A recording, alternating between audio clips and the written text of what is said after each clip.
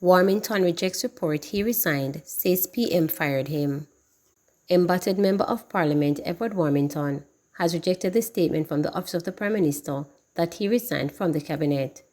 In an interview to reporters on Tuesday, Mr. Warmington said he was fired by the Prime Minister on Holness over his controversial comments last week where he threatened to withhold funds from a PNP councillor.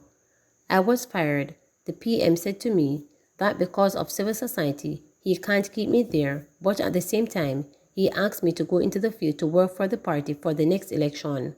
The question I ask, if civil society can't accept me as part of his cabinet, how then civil society will accept me working in the field to elect him again as Prime Minister?" the former minister told reporters. Rebutting the suggestion that the Prime Minister's hands may have been tied due to mounting pressure, Mr. Warmington retorted, "I saw no chains or ropes on his hands. Despite this, he suggested, Mr. Holness was forced to take action by civil society and some others in the Labour Party." The former Works Minister asked why he made the controversial comments about not challenging state funds to the PNP council in his St. Catharines Southwestern constituency, insisted, "Because it's my mouth. I don't ask your permission to speak. I don't pay license on my mouth, darling." Man killed in Franklin town gun attack. A man is dead following a gun attack on Albert Street in Franklinton, Kingston on Tuesday morning. The deceased has been identified as Maurice Drummond. Reports are that Drummond went to a business establishment to purchase a phone card. Upon leaving, he was attacked by men traveling on a motorcycle who shot him several times. The attackers escaped following the incident. No official report on armed men invading Black River High School, stated police. Head of the St. Elizabeth Police Division, Senior Superintendent Coleridge Minto, has moved to clarify reports of an invasion by armed men at the Black River High School in the parish on Tuesday. In an audio release, Minto said the police didn't receive an official report about armed men entering the school. "The information we have is that sometime after 10:30 a.m., some students were involved in a dispute. As a result of it, one of the boys reportedly left the school and later returned with other men. The police were contacted and visited the school. However, none of these men who reportedly came on the compound were seen. I also spoke with the principal, who confirmed that the boys involved in the incident are known and that the school is treating with that matter," he said. The police said no official report of any gun being on the compound, and in speaking with the principal, he also indicated that he had no report of that nature. "Our school resource officer of the community safety and security team will continue to work with our schools in the parish and will continue to provide support to the schools," added Minto. A police source told reporters on Tuesday that students and staff at Black River High School were sent scampering after armed men reportedly invaded the compound following an alleged altercation between two students. Reporters were told that two students, reported the boys, are from the same community close to the St. Elizabeth Parish capital of Black River. There were no reports of anyone being hurt or any weapon being discharged. The armed men reportedly fled the compound before the police arrived at the school. High-powered weapons seized in Flanco. Police seized two guns in the Greater Flanco community in Montego Bay, St. James on Tuesday. According to head of the St. James Police Division, Senior Superintendent of Police, SSP Vernon Ellis, members of the security forces began receiving death threats following last week's fatal shooting of Peter Johnson, also called Jolo, during a confrontation in Flanco. Consequently, on Tuesday morning, members of the security forces carried out a targeted operation at a house connected to Johnson in Flanco. The targeted operation by the security forces was successful in the recovery of an AK-47 mini rifle. We also recovered a camouflage submachine gun, Ellis disclosed. "This is part of our effort to combating violent crimes and dismantling criminal gangs in Jamaica," he added. The number of illegal guns seized by the St. James Police since the start of the year has increased to 27. Some 401 assaulted ammunition have also been seized over the period. Last year, some 184 illegal firearms and 3,607 rounds of ammunition were seized by the St. James Police. Philip Powell calls for changes in the way the Standing Finance Committee operates. Leader of the opposition Business in Parliament, Philip Powell, has called for fundamental changes to be made in the operation of the Standing Finance Committee. At a recent meeting, Mr. Powell claimed that after making checks, there was no recording of committee meetings despite hours of discussions by members in the past. He said steps must be taken to ensure that the meetings are meaningful and less tiresome.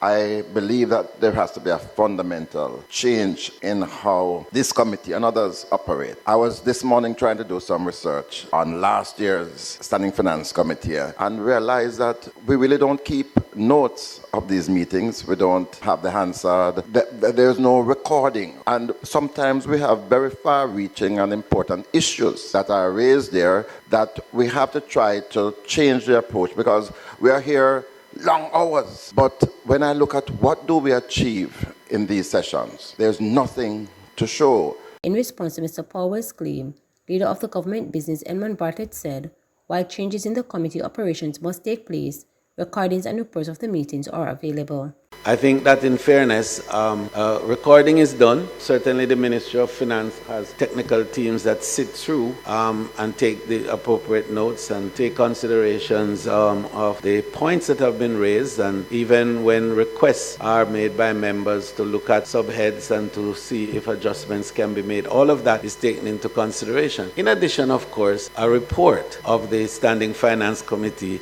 is prepared for the House at the sitting ahead of the debate that will commence on the 12th. I take his point, however, that the Standing Orders Committee needs to meet to really look at the operation and activities of the House in general, and that's something that we have all agreed on that will be done.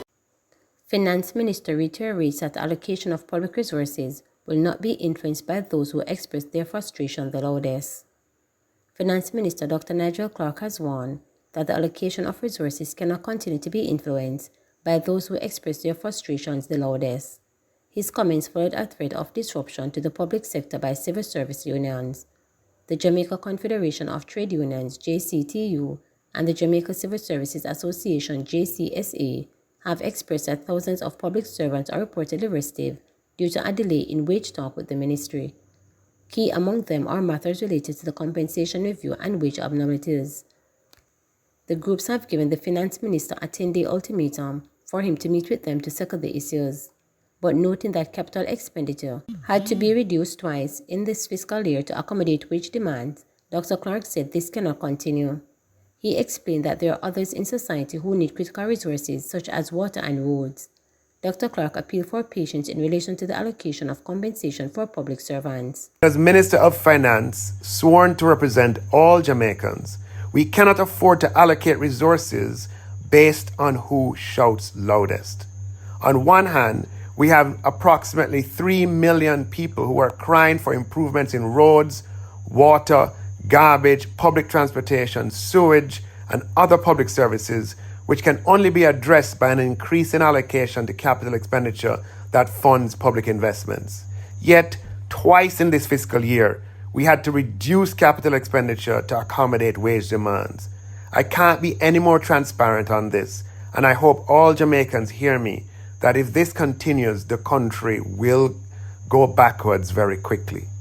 While I understand how some public employees may feel, I appeal for patience and understanding. We are making a tremendous effort that is evident in the sheer size of the increase in allocation to public sector compensation. PNP's Fitzroy Wilson elected mayor for Port Mario. Getting 5 out of 6 votes, Councillor-elect for the Basketball Division in St. Mary Western, Fitzroy Wilson, of the People's National Party PNP, has been elected chairman of the St. Mary Municipal Corporation and mayor of Port Mario. Wilson retained the Basketball Division in the February 26 local government election by beating back a challenge from the Jamaica Labour Party Leroy Swell, who had defeated him in 2016. He replaces the Jamaica Labour Party's Richard Query as Port Mario's mayor. Paul Fry, Highgate Division PNP, received 4 votes and has been named deputy mayor. This will be for a second stint in that role. He also had the role when the PNP lost control of St. Mary in 2012. Levant Freeman, Belfield Division, was the mayor then. A source inside the division told reporters that the other 3 councillors-elect who last week came to the office on a PNP ticket each voted on Sunday for themselves to be deputy mayor. They are Corinne MacDonald, Port Mary Division, and the only female elect on the PNP ticket in the parish. Giovanni Byfield, Gill Division, Ramon Henry, Awakabesa Division. Before Monday's vote, the PNP held only 3 seats in St. Mary. In a close race, the final tally indicated that the PNP won 7 divisions to the Jamaica Labour Party's 6. And the biggest upset was in Gil's division, which JLP has held for more than 20 years, Byfield unseated the former Deputy Mayor Jason James for 47 votes. The 6 seats retained by the PNP are the Anota Bay division, held by Hugh Bryan, Lenford Denver in Castleton, Richard Craig Richmond, Doreen Hutchinson of the Cameron Hall division, and Mr. Hudson of Homestead. The only newcomer for the JLP is Dante Moulton of the Retreat division. Please remember to subscribe, like, share, and click the notification bell for daily updates.